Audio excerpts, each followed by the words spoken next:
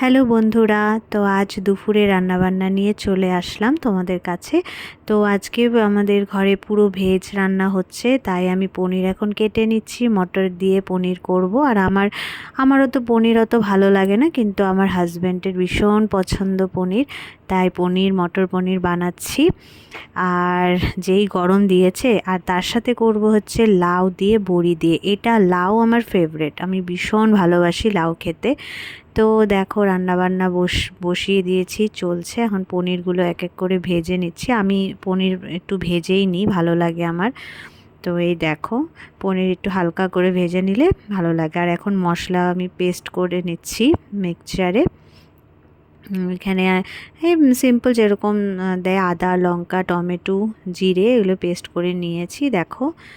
আর এদিকে আমার পনিরের মশলা কষেও গেছে।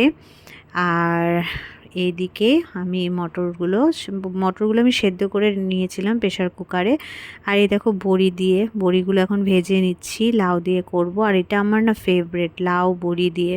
লাউ ডাল দিয়েও আমার ভালো লাগে, আর ঘন্টও ভালো লাগে। এদিকে মটর পনির অলমোস্ট প্রায় রেডি। আর এদিকে লাউটাও আমি বসিয়ে দিয়েছি। হ্যাঁ, সিম্পলভাবেই করি লাউ বড়ি দিয়ে। আর এদিকে আমার এখন খিদে পেয়েছে, তাই একটু সেদ্ধ মটর, শসা, টমেটো, কাঁচা লঙ্কা, লেবু দিয়ে লবণ দিয়ে মেখে নিয়েছি, এটা খাবো।